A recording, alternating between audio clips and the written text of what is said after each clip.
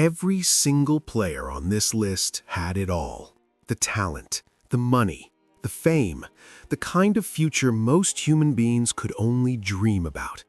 And every single one of them threw it away. Not because of a slow decline, not because of age, not because someone better came along. No. Each of these men had their career, their legacy, and in some cases, their entire life destroyed by one single decision, one moment, one choice. That is all it took. And before we dive into this list, I need to tell you something. This channel is brand new, and we are building something special here. A home for the greatest, most untold, most heartbreaking stories in NFL history. And if you love football the way I love football, then I am asking you right now, from the bottom of my heart, hit that subscribe button. It is completely free. It takes 1 second, and it helps this channel more than you will ever know. We are on a mission to reach our first big milestone, and every single subscriber counts.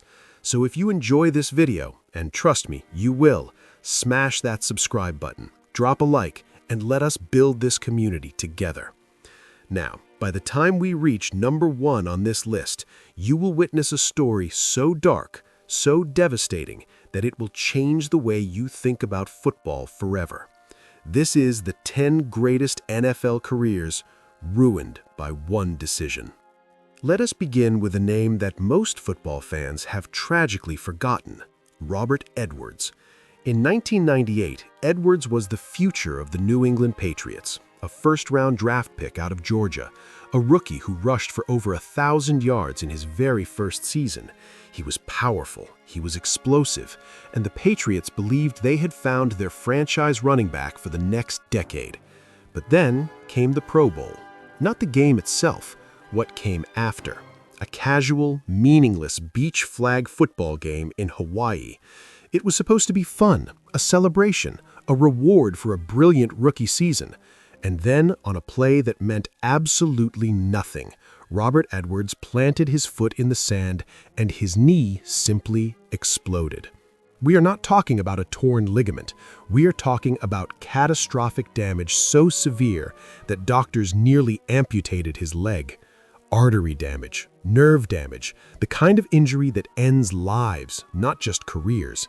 He missed 4 full years, and when he finally returned, he was a ghost of the player he once was. A 1,000-yard rookie season, a bright, limitless future, all taken away in a flag football game on a beach. Let that sink in for a moment. A beach. That is where a career died. At number 9, we have a man who did not lose his career to injury or to crime. He lost it to pride.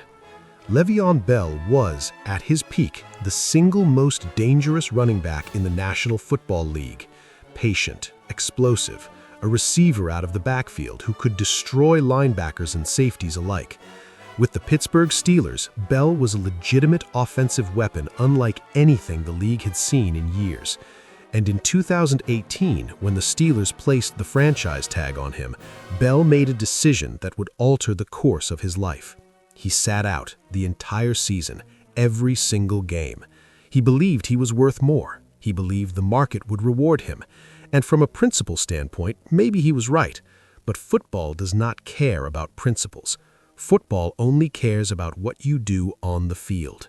When Bell finally signed with the New York Jets the following year, something was gone. The patience, the burst, the magic. He never rushed for 1,000 yards again. Not once. The man who was once considered the best running back alive slowly faded into irrelevance, bouncing from team to team, searching for something he had willingly walked away from. He chose money over momentum, and the game never forgave him for it. Now, if Le'Veon Bell lost his career because he refused to play for one season, Albert Haynesworth lost his because he refused to play even after getting paid. In Tennessee, Haynesworth was a monster, a dominant defensive tackle who could collapse a pocket single-handedly.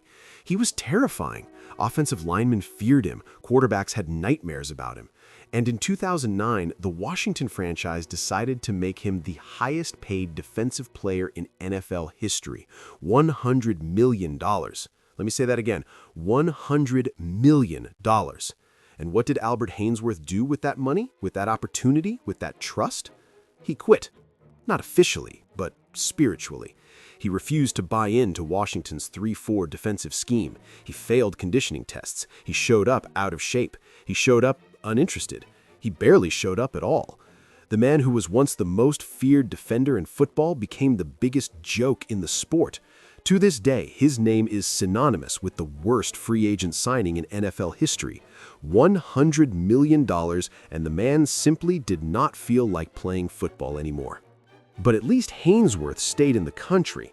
At number 7, we have Ricky Williams, a man who literally walked away from the NFL to travel the world and smoke marijuana.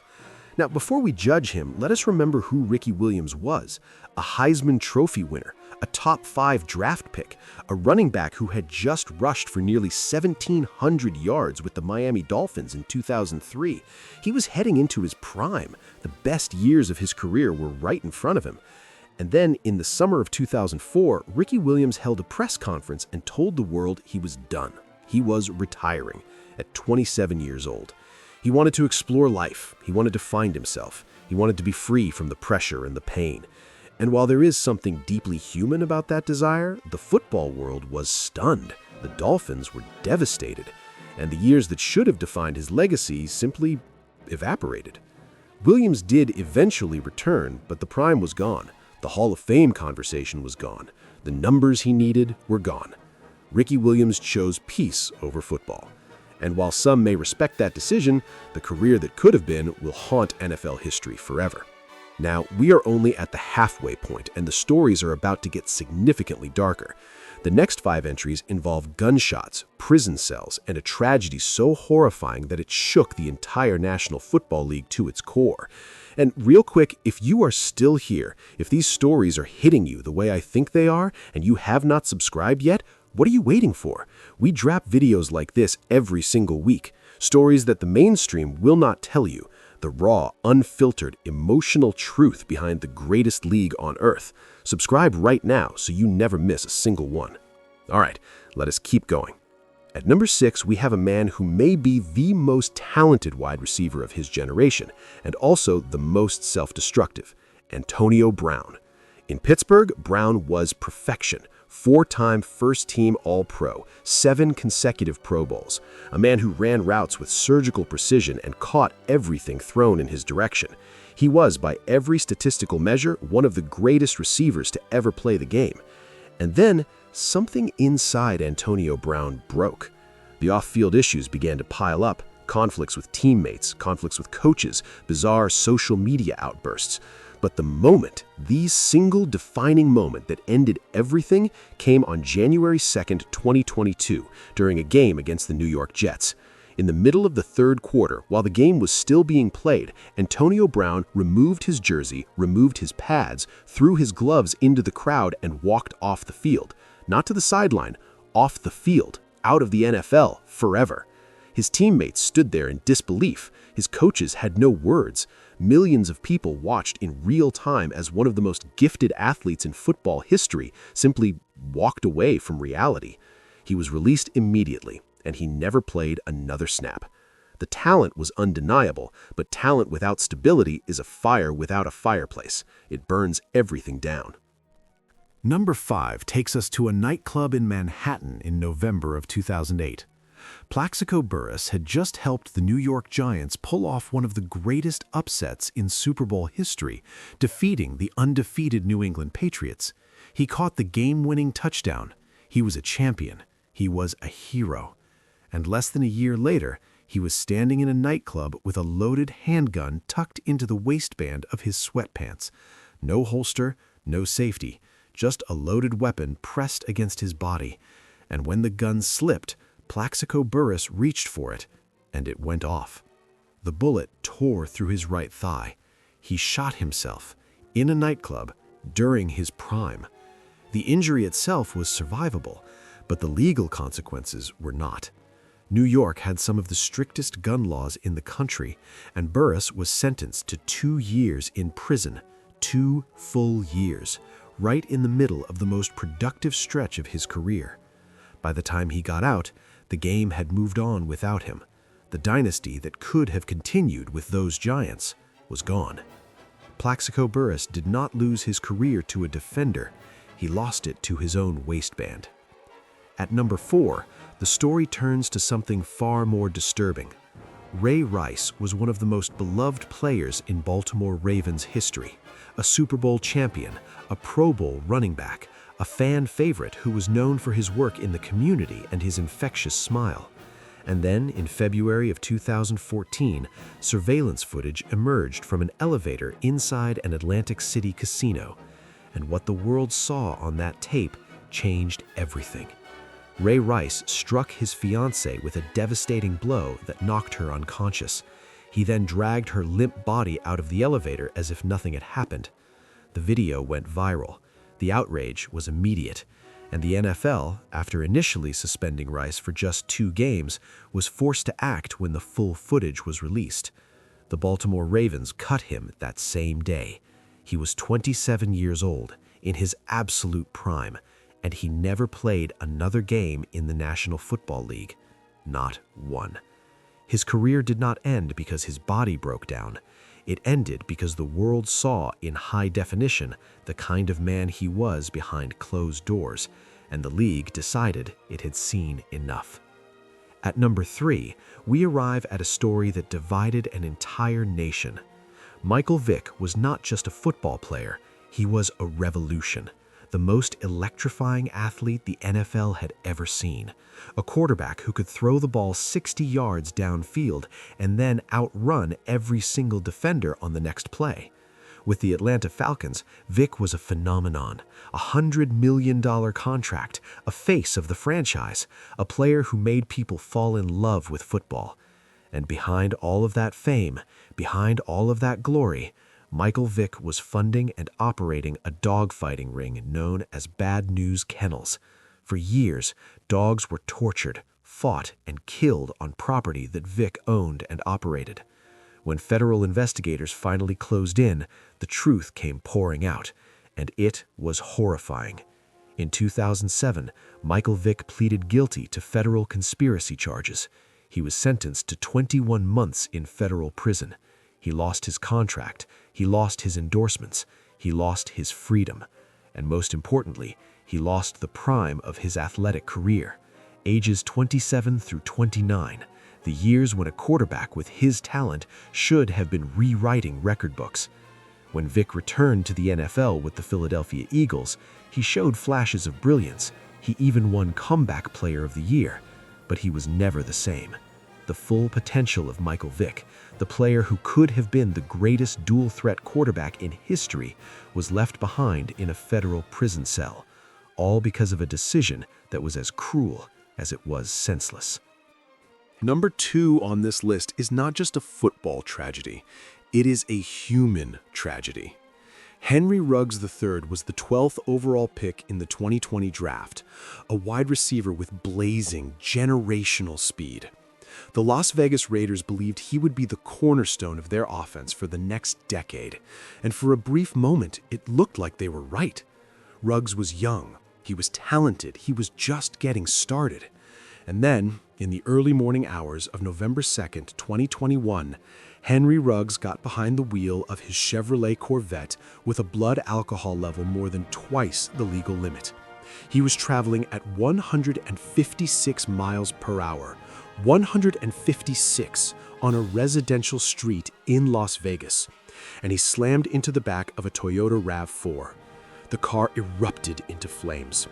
Inside that vehicle was a 23-year-old woman named Tina Tinter and her dog.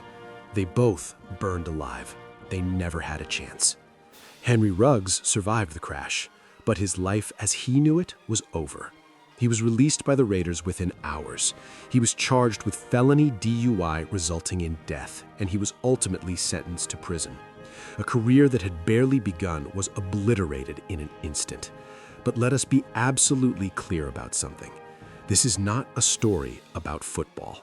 A young woman is dead. A family lost their daughter. A dog lost its life. And all of it, every single bit of it, happened because a 22-year-old millionaire decided he was fine to drive at 156 miles per hour while drunk. Football lost a receiver. The world lost Tina Tinter. And that is the part that truly matters. And now we arrive at number 1, the darkest story in the history of the National Football League. Aaron Hernandez. If talent alone determined greatness, Aaron Hernandez would be in the Hall of Fame. As a tight end for the New England Patriots, he was virtually unstoppable. Paired with Rob Gronkowski, the two formed the most lethal tight end duo the sport had ever seen. Hernandez was quick, he was physical, he could line up anywhere on the field and dominate. In 2012, the Patriots rewarded him with a contract extension worth $40 million. He was 22 years old. He had a daughter. He had a future most people cannot even imagine. And beneath all of it, Aaron Hernandez was living a double life. On June 17, 2013, a jogger discovered the body of Odin Lloyd in an industrial park less than a mile from Hernandez's home. Lloyd was a 27-year-old semi-professional football player. He was also dating the sister of Hernandez's fiancée. Within days, the investigation led directly to Aaron Hernandez. Surveillance footage, text messages, shell casings, the evidence was overwhelming. The New England Patriots released him 90 minutes after his arrest. 90 minutes. That is how fast a $40 million contract and a Hall of Fame career disappeared. In 2015, Aaron Hernandez was found guilty of first-degree murder and sentenced to life in prison without the possibility of parole. He was 25 years old. And then, on April 19, 2017, just 5 days after being acquitted of a separate double murder charge, Aaron Hernandez was found dead in his prison cell. He had taken his own life. He was 27. The talent was generational. The potential was limitless, and none of it mattered. Because Aaron Hernandez made a decision that cost a man his life, destroyed a family, and ended his own existence in the most tragic way possible. There is no comeback story here. There is no redemption arc. There is only loss. Loss for Odin Lloyd's family, loss for Hernandez's daughter who will grow up without a father, and loss for a sport that witnessed one of its brightest stars fall into the deepest darkness imaginable. These are not just football stories. These are human stories. Stories about choices and consequences, about the terrifying gap between who someone could have been and who they chose to be. Every single player on this list had the world in their hands, and every single one of them opened their fingers and let it fall. Now, if this video moved you, if it made you feel something, if it made you think about the game differently, then I need you to do something for me. We are a brand new channel on a mission to become the #1 destination for NFL history content on all of YouTube, and we cannot do it without you.